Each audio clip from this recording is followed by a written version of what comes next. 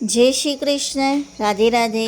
મિત્રો, વર્ષમાં આવતી દરેક એકાદશીનું પોતાનું વિશેષ મહત્ત્વ છે, પરંતુ એક એવી એકાદશી જે વિશે શાસ્ત્રોમાં કહેવામાં આવ્યું છે કે તેના વ્રતનું પુણ્ય અતિ વિશાળ ગણાય છે, અને આ છે અપરા એકાદશી. તો વિડીયોમાં છેક સુધી બન્યા રહેજો, કેમ કે આજે આપણે જોઈશું આ વિડીયોમાં અપરા એકાદશીનું મહત્ત્વ, તેની કથા અને એનું મહત્ત્વ, કેવી રીતે કરવું અને શું કરવું. અપરા શબ્દનો અર્થ થાય છે અપરંપાર, અણમાપી, એટલે કે અનંત, કે જેનો કોઈ અંત નથી.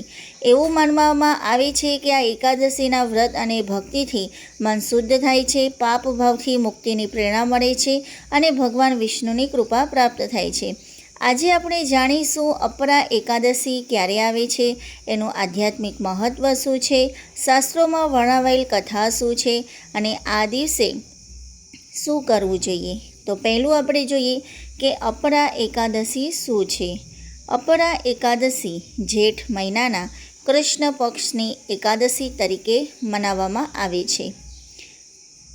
બ્રહ્માંડ પુરાણમાં ભગવાન કૃષ્ણ અને યુધિષ્ઠિર વચ્ચેના સંવાદમાં આ એકાદશીનું મહત્ત્વ વર્ણવાયું છે. આ વ્રતનો મુખ્ય હેતુ છે મનની શુદ્ધિ, ભગવાનનું સ્મરણ, સદાચાર અને આધ્યાત્મિક પ્રગતિ. અપરા એકાદશીનું મહત્ત્વ આપણે જોઈએ તો શાસ્ત્રમાં જણાવાય છે કે આ એકાદશીનું વ્રત અનેક તીર્થયાત્રા અને દાન જેટલું પુણ્યપ્રદ માનવામાં આવે છે. આ વાતનો સાર એ છે કે ભક્તિથી જીવનમાં નવી શરૂઆત થઈ શકે છે, ભૂતકાળની ભૂલોમાંથી શીખી શકાય છે અને ભગવાન તરફ આગળ વધવાની પ્રેરણા મળે છે. અપરા એકાદશીની પ્રેરણાદાયક કથા આપણે જોઈએ કે પ્રાચીન સમયમાં એક રાજા હતા.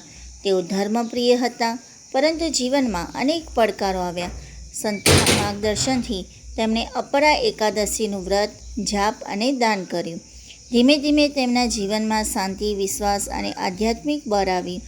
આ કથા આપણને શીખવે છે કે સાચી ભક્તિ વ્યક્તિને આંતરિક રીતે મજબૂત બનાવે છે.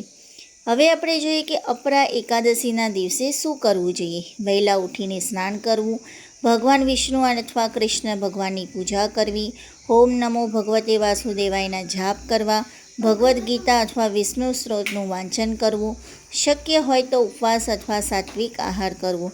દાન અને સેવા જરૂર મુજબ આપણી કેપેસિટી પ્રમાણે કરી શકાય છે. બીજું કે એકાદશીના દિવસે શું ટાળવું જોઈએ. તો ક્રોધ, અસત્ય, નિંદા, ઝઘડા, નકારાત્મકતા, એ બધા જે અવગુણ હોય એને ટાળવા જોઈએ. એકાદશીનો સાર માત્ર ઉપવાસ નહીં, પરંતુ મનનું શુદ્ધિકરણ છે. અપરા એકાદશી જે છે તો એનો જીવન માટેનો સંદેશ શું મળે છે. તો અપરા એકાદશી શીખવે છે કે ભગવાન તરફ એક સચ્ચો પગલું પણ જીવનમાં શાંતિ અને આશા લાવી શકે છે. જો તમને આ વિડીયો ગમ્યો હોય તો લાઇક, શેર અને સબસ્ક્રાઈબ જરૂર કરજો.